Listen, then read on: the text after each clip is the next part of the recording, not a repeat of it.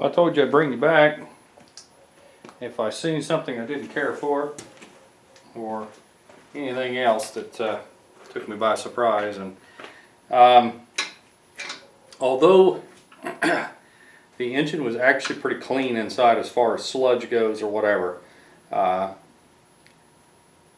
think that gasoline getting in the oil, I don't know how long it was driven,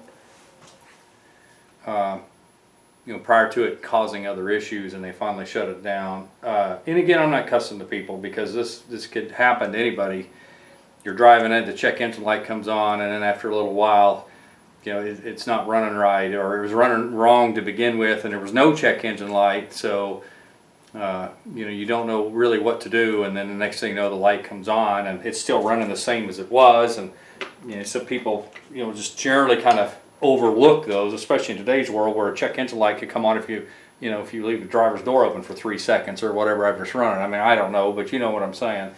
But one thing I didn't like, I'm going to pull it out, is I got a couple of main bearings that I'm not real fond of. And the thrust bearing, which is the center bearing on the Gen 3s and 4s at least, not on the Gen 1s, we've talked about that before. This really, where you at?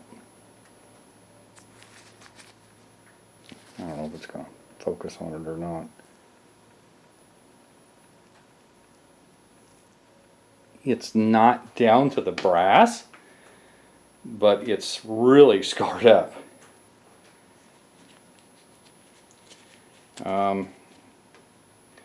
And here's something else that's funny. These are dated. You may or may not be able to see this. And again, I don't know if it'll focus on it. I don't know what the light situation is going to be. But that says 12 of, I think it's 05. Okay. So that was the date code on the bearing. That's when it was manufactured, was December 2005. Well, let me show you if I can find it. I've dropped one of them. There it is.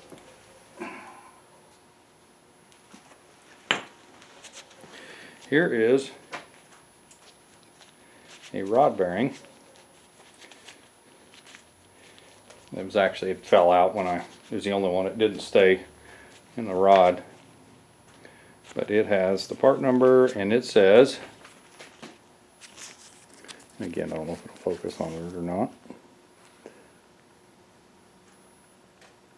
Standard 03.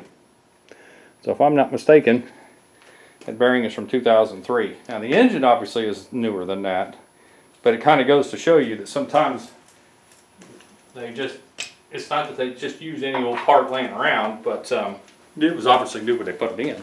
But that is kind of something you see, is the date codes won't always jive with when the vehicle was built. Obviously it should be older than, like this is a 2007 engine. Most of what I see date coded on the aluminum pieces, like the front cover, rear cover, oil pan, that kind of stuff, intake manifold, is all dated 06.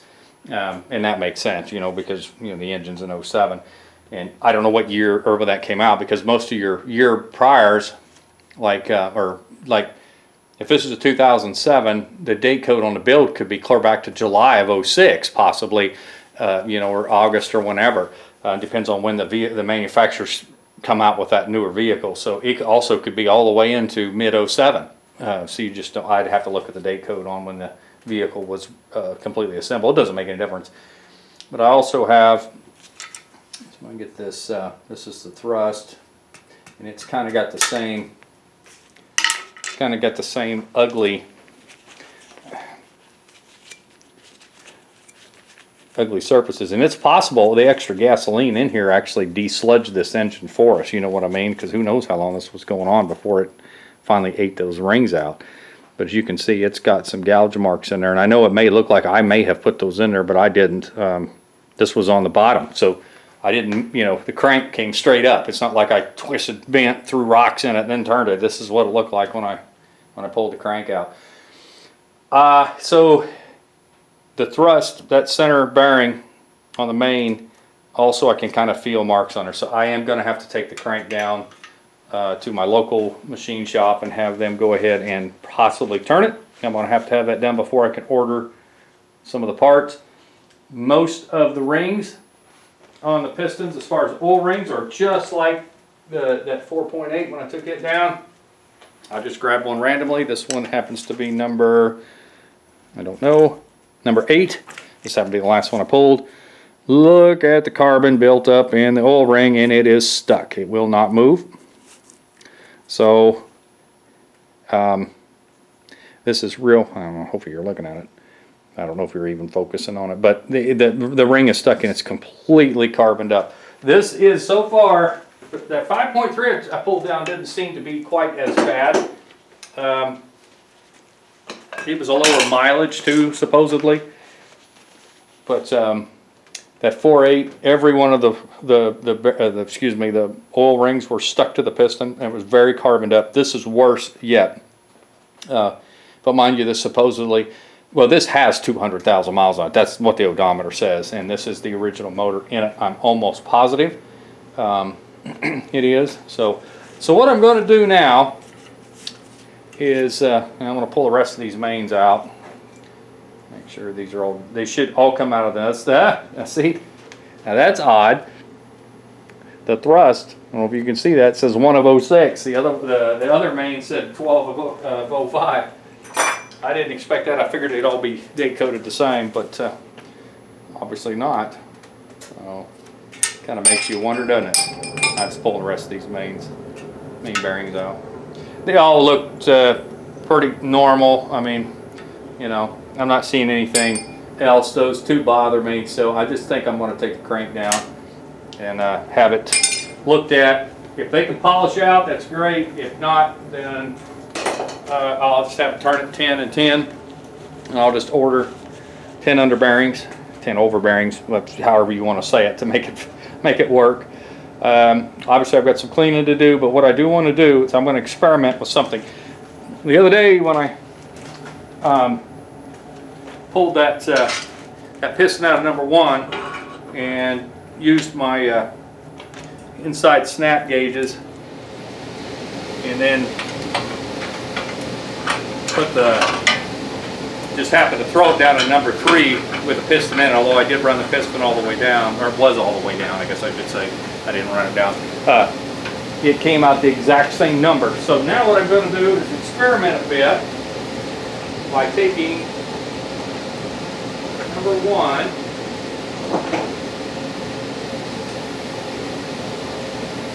that's 4, that's 2. You think 2 and 1 would be together, but I have somehow not done that. Number 1.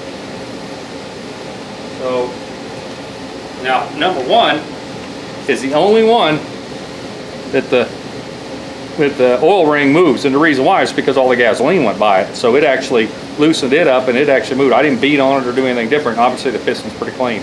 What I'm going to do is take number 1. I haven't bought the book yet to get an exact, so I do need to do that before I just say that this is a good test. But what I'm doing, let me find number 3. 6. I think I'd put them in order, but I didn't. Right there. I did have 1, 2, and 3 in order. I just had them backwards. All right. What I'm doing, so I took the top ring off of number 1 that we know is no good as far as compression goes, and I took the top ring off of number 3. This one is number 3. I know you didn't see me do it, but trust me, I wouldn't lie to you about this. I'm experimenting here. So I cleaned this ring off. I'm going to clean number 1 cylinder out a little bit because I see debris in it now. I'm going to slide that ring in. Hold on a second. Let me de-ring number 1 the rest of the way, so I can use it to push it down even. I could do this with the second ring too, but I'm just kind of experimenting here. I'm just trying something. Taking the rings out of number 1. Hang on just a second. I know, off camera.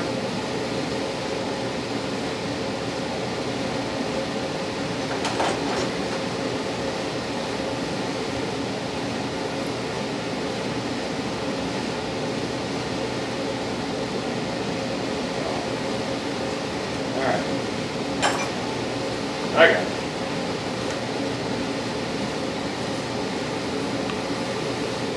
Just cleaning some of the garbage off of it. It really don't need to be, but I'll do it anyway. Alright. I'm going to push number 1 ring down in the cylinder about halfway. Pretty close. And I'm looking at the gap, which don't look that bad, but that doesn't mean it is or isn't. And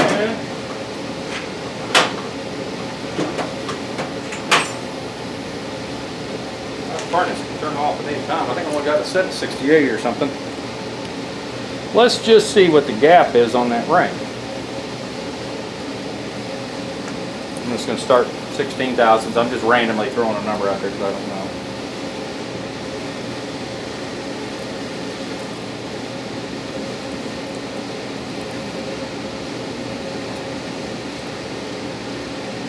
$16 is too small. 18 is too small. 19 is too small. 20 is too small. 25 is starting to catch. All I got is 26. I'm going to have to add to it here in a minute.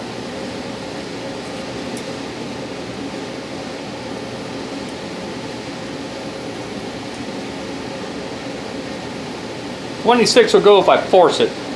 So we're going to call that 25 thousandths. I bet that's no good. So I'm going to pull number 1 ring, top ring out. And I want to set number 3 in there, which is dirty. Clean it off like I did the other. Try to make this an even comparison.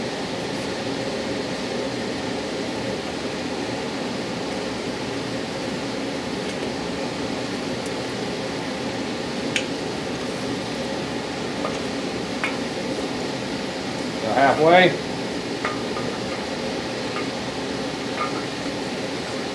Yep, it's good right there.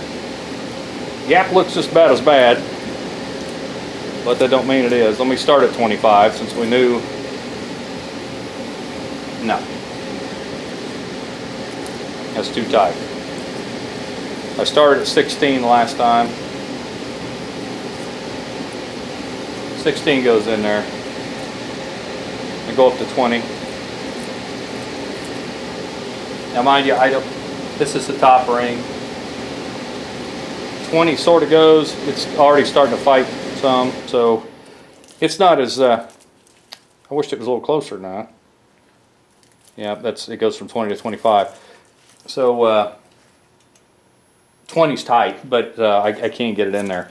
So 5 thousandths difference just right there, and that was just the top ring. And I didn't check any of the other ones for compression, but I did do number 3, and it was 155 compared to hot 110. And that 155 was actually, I don't think it was warm yet. It was warm, but it wasn't like as hot as I got this one before I checked it the last time. This started at 90 with still puking gas through it. And after I changed the injector out and started warming it up, I checked it, and it was at 100. And then once I got it hot and let it sit there for, then it heat cycle it out, then it was like 110. So you're only talking, 40, 45 difference anyway. But 5 thousandths, that's a pretty good difference in what I think. And I mean, is the top one a compression ring, or is it the middle one? I think it's the top one is a compression ring.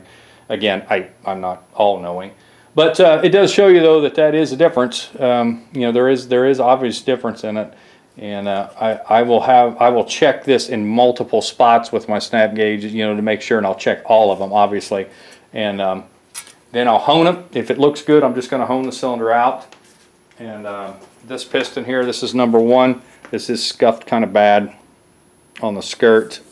I can feel a little bit. I hate buying one piston. I hate doing that. But I also don't want to buy a whole set if I'm not boring it out. But these things are so carboned up, I'm wondering if it isn't smart just to do that, because the coating is wore on them.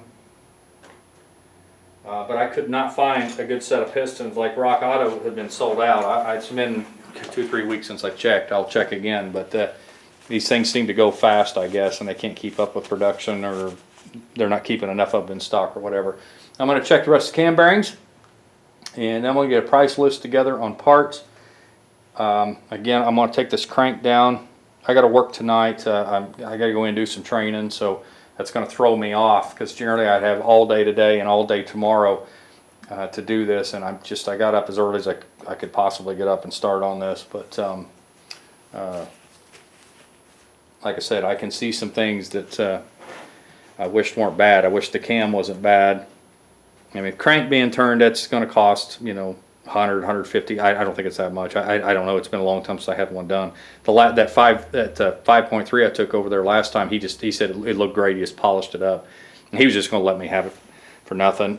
He's a good machine shop guy. Him and I, you know, we're car guys, and you know, we go and talk and have a good time or whatever. But I still give him $40 or whatever it was, because he still had time in it. But anyway, I'm going to take that down, have it looked at. It's probably going to have to be machined, like I said. And I'm going to look at these cam bearings a little closer. And then I'm going to check these cylinders out a little bit better. And then I'll probably hone a couple of them and then recheck them again, just to make sure. Honing doesn't take a lot of meat off of them unless you just sit there and just grind on it. And your stones make a difference. I also need to buy a Gen 4 book to make sure my torque specs are right and all of my numbers are proper, as far as you know, everything, plastic gauging and stuff. I will plastic gauge it and stuff. But anyway, that's kind of where we're at. Oh, by the way, I'm not sure if you can see these. I'm going to see what you're looking at. Yeah, these are the knock sensors now. They put them on the side of the block, both sides, instead of in the center in the Gen 4. And to prove it is a Gen 4, this, I don't know if it's going to focus on that or not. That says 4.8/5.3, just like they always do, and then it's got a 4, Roman numeral 4. That tells you the 3s don't have that, I don't think, but the Gen 4s do. It actually says 4 on the cast block anyway, 5 3s. Okay, so you now know as much as I do, and